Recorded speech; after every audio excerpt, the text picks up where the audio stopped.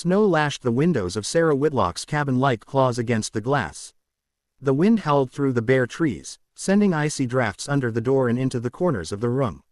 She sat at the hearth, patching a wool sock by firelight, the silence of winter pressing in close, except for the storm and the old rocking chair that creaked when the wind hit it just right. The silence had been with her since Thomas died in the spring, leaving her alone to tend the land, mend the fences, and fight off the creeping hunger that came with loss. She had just set down her needle when the dog, half-starved himself, started barking. At first she thought it was just the wind spooking him again, but then she heard it too, a groan, low and human, carried through the storm. She stood quickly, heart pounding. Nobody traveled this far out unless they had a reason, and in weather like this, that reason was rarely good. Grabbing her shotgun, she stepped out into the blizzard, pulling her shawl tight against the biting cold. She followed the tracks through knee-high snow, out toward the barn. The groaning came again, softer now, and then she saw him, collapsed against the outer wall, one arm dragging, blood staining the snow beneath him. He wore buckskins and beadwork. His long black hair was matted with snow and blood. He was Apache. Sarah froze. Her breath caught in her throat. Every instinct screamed to leave him, go back inside, bolt the door. This was the kind of man people in town whispered about, the kind who raided settlements, who slit throats in the night. Maybe he was one of them. Maybe he had been part of the raid that killed Thomas. But he was dying, and he was alone. The wind howled louder, and she knew the cold would finish what the wound had started within the hour. Damn it all. She slung the shotgun on her shoulder, gritted her teeth, and wrapped her hands under his arms. You try anything, she muttered through clenched teeth, and I'll put you back in the snow myself.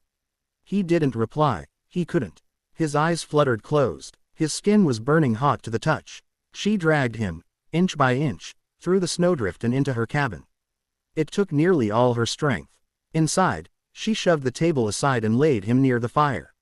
He stirred once, whispering something in Apache, then slipped back into unconsciousness.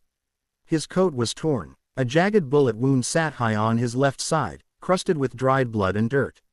Cursing under her breath, she fetched her last clean cloth, boiled water, and reached for her small jar of carbolic. He groaned when she touched the wound, eyes fluttering open again, just for a moment. You help me, he rasped. Or you kill me. She looked into his eyes. There was no hatred in them. Just exhaustion, pain, maybe shame. I should do both, she muttered, but kept working. Outside, the snow kept falling. Inside, Sarah Whitlock, the widow who'd buried a husband after an Apache raid, pressed a hot cloth to the wound of the man she should have let die. And somehow, knew her world had just shifted. The cabin had grown quiet again. A week had passed since she dragged the wounded Apache inside, and though the blizzard had lifted, the tension in the air had not. Tocho, as he had named himself in a rasping whisper on the second night, was recovering slowly. The fever had broken, but he moved only when necessary, resting most of the day on a bed of furs near the hearth, where Sarah could watch him without making it obvious.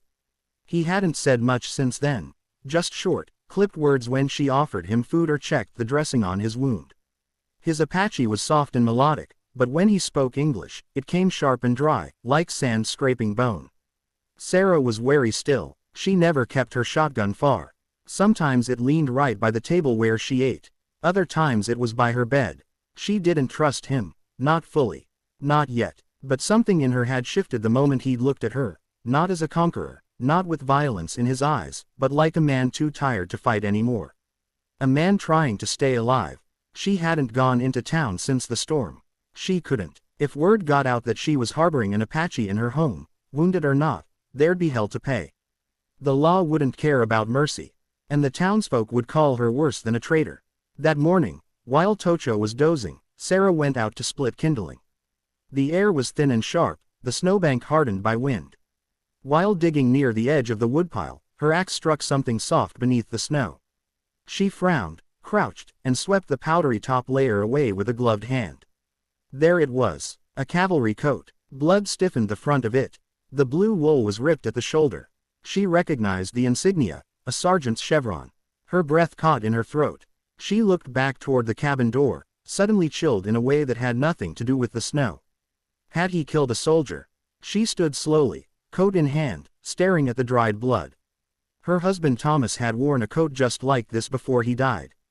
Before the raid, she told herself not to jump to conclusions, but the memories crept in anyway. The smoke rising from the barn that morning. The screaming. The gunshots. Thomas's body, cold and stiff in her arms. What if the man in her cabin had been part of that? By the time she stepped back inside, Tocho was awake.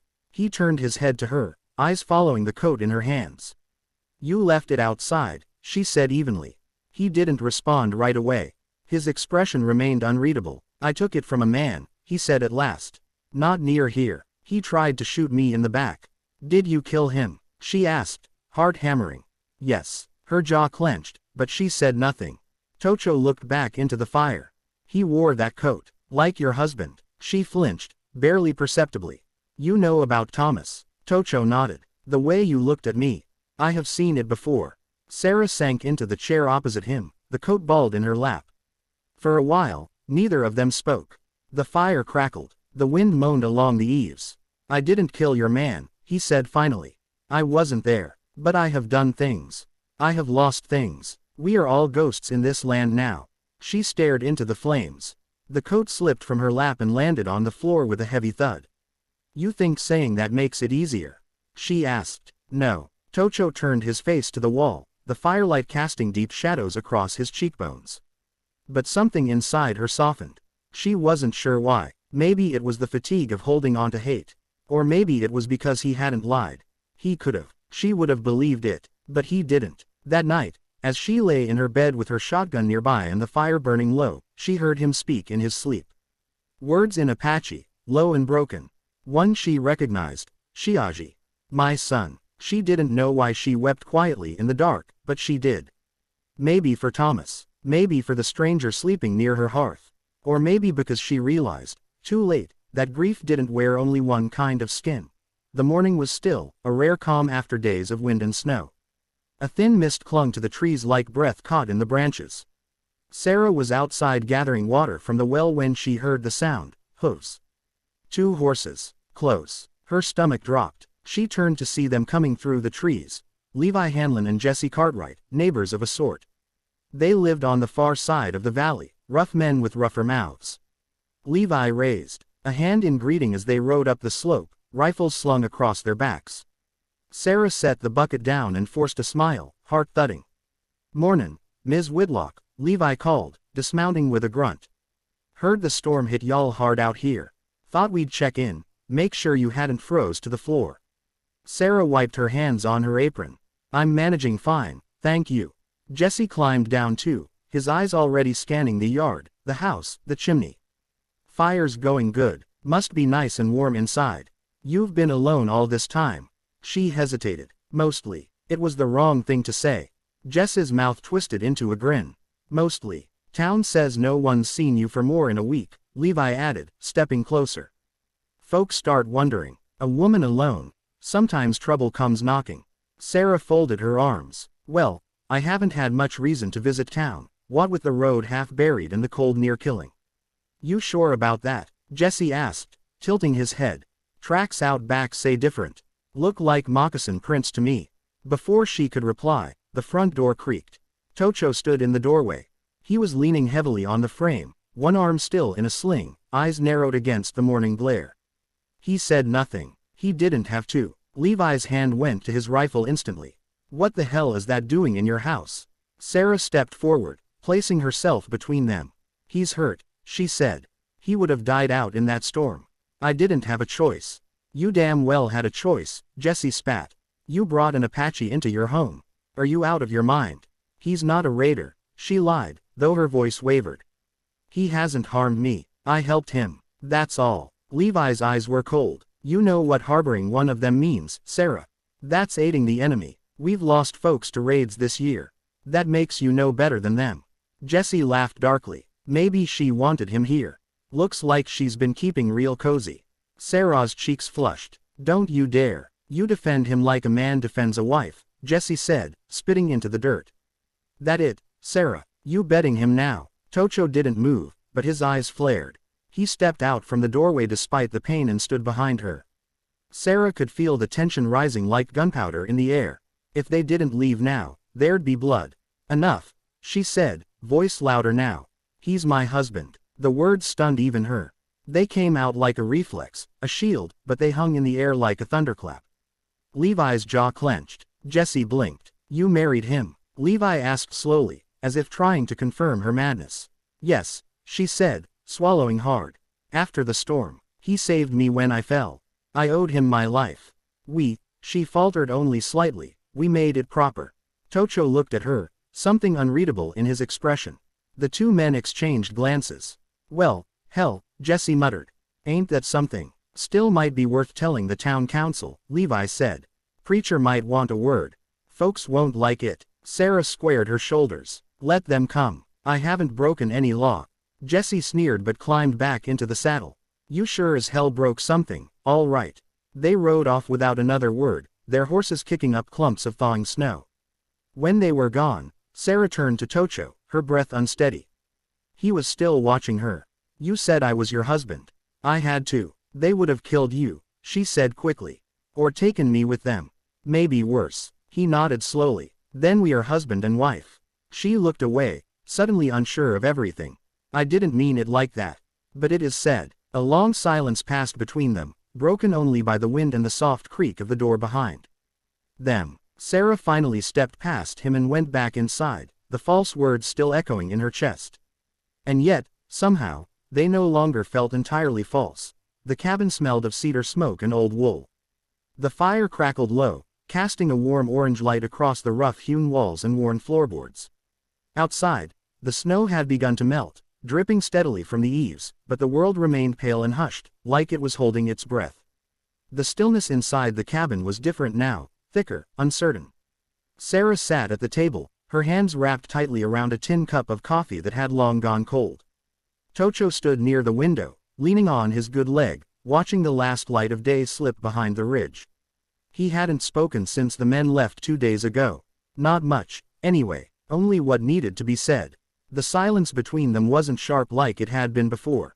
It was heavy, unsettled. That morning, a rider had come up the trail. Preacher Dawes, bundled in a black wool coat, Bible in hand, his eyes narrowed with both suspicion and something like pity. He said the council in town had demanded clarity. A woman living alone with a wounded Apache. They wouldn't stand for it. Not unless it was lawful. You want to keep him in your home, Miss Whitlock, the preacher had said, then you do it under God. Otherwise, they'll call it sin. They'll call it treason. She nodded without looking at him. Then do it. The preacher glanced at Tocho, who stood silent and calm beside the hearth. His presence was like the mountain, unshakable, rooted in silence, weathered by time and fire. Dawes had muttered the words of the ceremony in a hurried, gravelly voice, glancing over his shoulder now and then as if expecting a lynch mob to burst through the trees. Sarah had stood stiff and hollow-eyed. Tocho had said the words only once. I will. No ring. No kiss. Just a half-hearted prayer, an awkward blessing, and the preacher gone before the snow could crust again on his saddle. Now, in the dimming cabin, neither of them spoke. Sarah finally stood and set the cup down. She crossed the room and pulled a blanket tighter around her shoulders. I didn't mean for it to happen like this, she said, her voice quiet. Tocho turned to face her, his expression unreadable. You saved my life. Then you saved it again. You did what you had to. She met his gaze. And now we're bound by it. He nodded once. I will not shame you. I will protect your name. Your land. I will leave if that is what you want. Her throat tightened. If you leave, they'll hunt you. I know. The fire snapped loudly, sending up a shower of sparks. She stepped closer to him, drawn by something she didn't fully understand. He looked tired, not just from his injury, but from something deeper, years of loss, perhaps. Years of war, of burying people and pieces of himself. I don't want you to go, she said, more quietly now.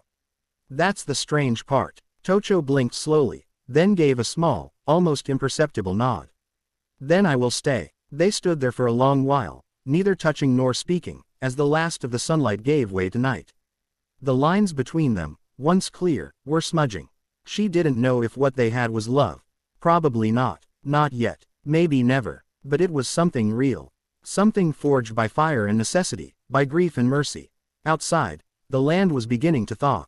Inside, the two of them remained by the fire, strangers no longer enemies, perhaps not yet lovers, but no longer entirely apart. They had been forced into a bond neither had asked for, but now, they would decide what to make of it. Together.